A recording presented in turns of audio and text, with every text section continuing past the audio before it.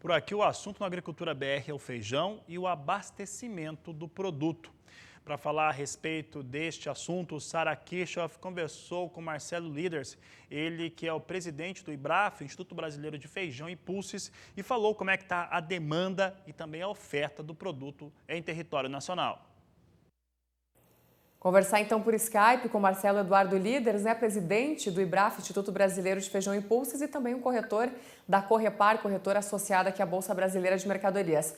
Marcelo, eu vou começar te perguntando sobre essa questão do preço do feijão. A gente sabe que em alguns mercados ele está inclusive 100% mais caro agora nesse período, mas também tem a questão que nós acompanhamos os indicadores de preços, por exemplo, o indicador da Bolsa Brasileira de Mercadorias, que tem as informações do IBRAF, mostra aumentos aí variando entre 36%, isso no mês, no acumulado do mês, aqui no estado de São Paulo, e as altas vão até quase 57% no oeste da Bahia, e no indicador BBM, falando do preço do feijão cores, A que se deve essa elevação que está sendo tão questionada aí nesse momento? Bem-vindo ao canal do Boi. É um prazer conversar com você e com os produtores e os consumidores que nos acompanham aí. Veja bem, a situação, nós temos que voltar um pouquinho lá no mês de janeiro, quando já tinha se estabelecido a safra que iria ser colhida ali de dezembro, janeiro, fevereiro e parte do mês de março. Aquela safra veio com uma área menor, cerca de 7%, 8% menor do que uma safra comparada do ano passado. Se nós comparamos com o passado recente também, de 3 anos atrás, nós vemos que a área plantada vem diminuindo por causa da preferência de plantar soja nessa primeira safra. Muito bem. Então, nós já tínhamos estabelecido que no mês de março, teríamos, março e abril, um volume menor de feijão carioca disponível à população e que haveria uma pressão sobre os preços, haveria um déficit e uma pressão sobre os preços. Ok. Foi plantada a segunda safra entre janeiro e fevereiro. E essa segunda safra também vem sofrendo com as intempéries, seja principalmente aqui na região sul, com a falta de água. Então, até o final da primeira safra, que deveria ser colhido março até abril, também sentiu muito a seca, a estiagem que aconteceu ali durante o mês de fevereiro, março, principalmente em fevereiro e março, começo de março. Muito bem. Então, aquilo que já havia um quadro de uma menor oferta para os meses de março, abril, maio, ela foi agravada. Muito bem. Quando chegou no mês de março, houve uma busca das pessoas que estavam entrando em quarentena. Não foi só no Brasil. Nos Estados Unidos aconteceu a mesma coisa. Na Espanha aconteceu a mesma coisa. Quando nós falamos de feijões, até mesmo Estados Unidos buscaram muitos feijões, aumentaram bastante porque é um produto que pode ser estocado, é um produto que satisfaz a pessoa, alimenta, uma quantidade proteica ideal aí para o ser humano. Muito bem, essa busca antecipou aquela alta que eu comentei há pouco, que deveria ocorrer, poderia se esperar que ocorresse no mês de abril e no mês de maio. Então, isso foi antecipado. Uma vez passado aquele momento em que houve a grande demanda e que os produtores não tinham pretensões de entregar naquele momento ou estavam aguardando porque eles têm compromissos financeiros que eles têm que ir saldando e que muitas vezes eles esperam, porque a moeda do produtor, o que é? É o produto que ele tem na mão. Então, muitas vezes ele espera um pouco, daí ele vende mais perto do vencimento do seu compromisso. Ok. Houve a demanda, houve a subida de preço, e agora vem entrando numa relativa normalidade. Diminuiu aquele ímpeto de aumento, e nós temos tudo isso que eu estou falando, nós estamos falando sobre o feijão carioca. Certo. Então, o Ministério da Agricultura, quando aponta de maneira correta de que nós não vamos ter desabastecimento, está certo, nós não vamos ter desabastecimento, até porque feijão carioca não é o único feijão que é disponibilizado à população. Nós temos também o feijão fradinho, que proteicamente substitui. É claro que existe o costume do brasileiro de consumir mais o feijão carioca, mas também você tem o feijão preto, que está mais barato. Então, nós temos uma certa dificuldade com o feijão carioca. Não existem estoques hoje né? Como eu mencionei, aquilo que havia de estoques na mão do produtor, boa parte foi vendido ali naquela corrida do mês de março. Tá? E agora o momento do mercado é um momento de espera do início da colheita do Paraná. No Paraná, nós tivemos geadas, né, que foram noticiadas ontem e hoje.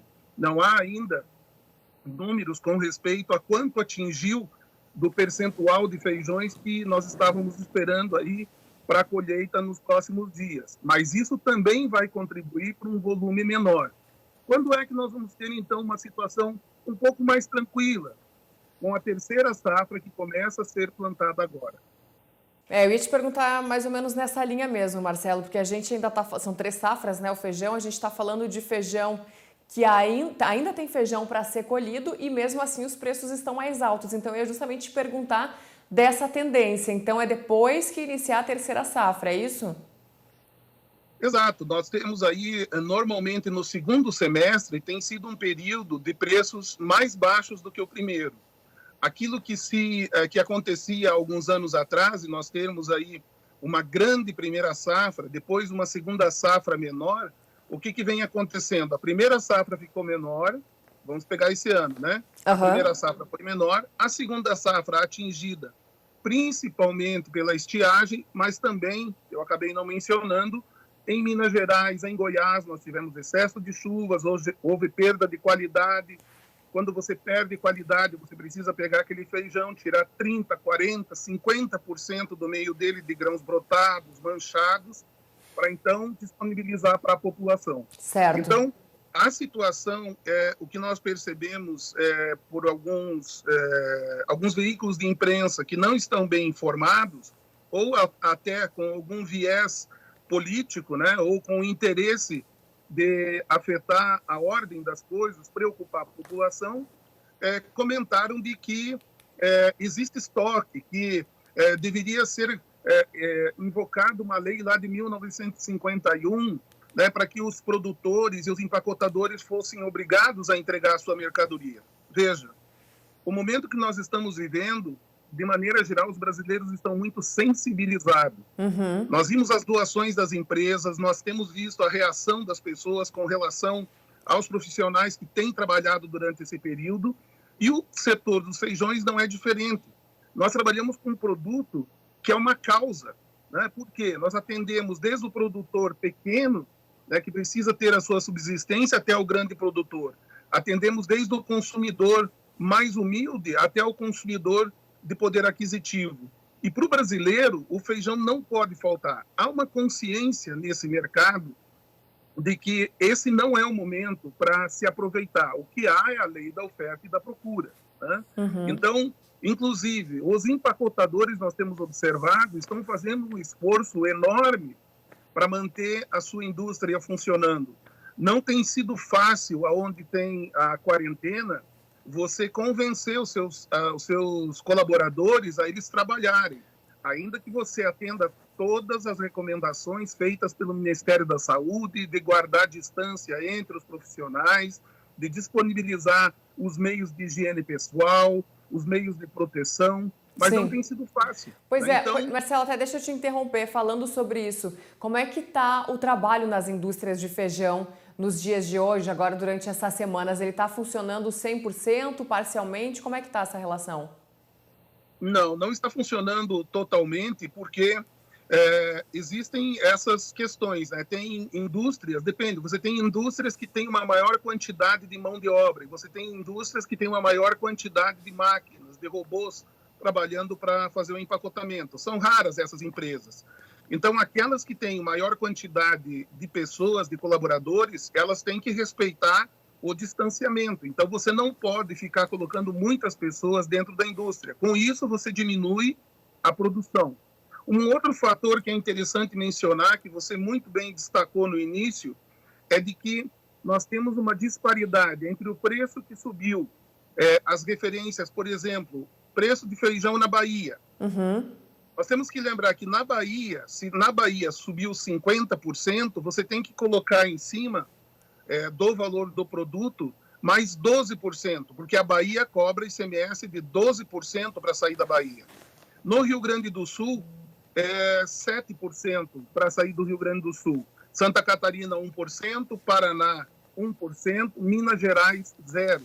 Então, se você estava se abastecendo de Minas, e é o que vinha acontecendo, você tem agora, na mudança de fornecedores, de estados fornecedores, você precisa agregar também essa questão do imposto. O que não tem sido repassado, por exemplo, existem certas dificuldades com embalagens, o frete subiu, existe o frete tanto de entrega quanto o frete, né, para buscar mercadoria lá no interior.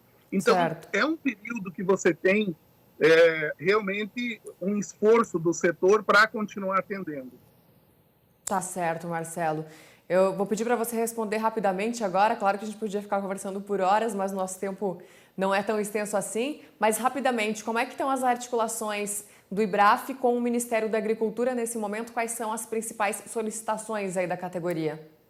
Bom, nós temos sido muito bem recebidos no Ministério da Agricultura. Ontem o presidente da Câmara Setorial, Roberto Queiroga, teve uma reunião com o Ministério da Agricultura, com a maioria dos secretários, porque o Ministério está acompanhando muito atentamente o que está acontecendo com as cadeias produtivas, para manter o abastecimento.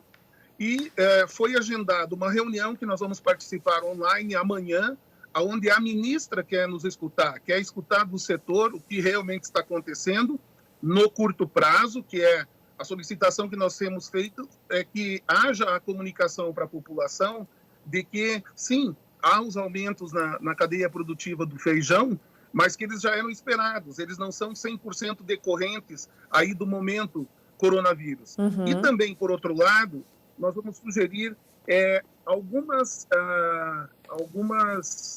implementar algumas novas políticas e sugerir algumas alternativas para que nós tenhamos o abastecimento o mais ajustado possível à demanda, né, nos próximos meses, no segundo semestre, e já estamos olhando para o ano que vem. Sempre que você menciona, sempre que você observa que você tem aumento da área de soja, aumento de área de milho, estejam atentos também que você tem menos área de feijão, né? Mais área de soja e milho, menos área de feijão. Então, essa é a situação que nós temos aí pelo Ministério da Agricultura, uma linha de comunicação muito boa, né? A ministra tem dado muita atenção para as câmaras setoriais, e nós percebemos eles não só atentos em escutar, mas atentos em resolver, o que é o ideal, né? E isso está acontecendo. Com certeza, é ideal, sim. Muito obrigada, Marcelo, pela sua participação aqui conosco, né? Sempre disponível para falar com o canal do Boi e agora à distância, né? De forma online. Obrigada pela sua participação.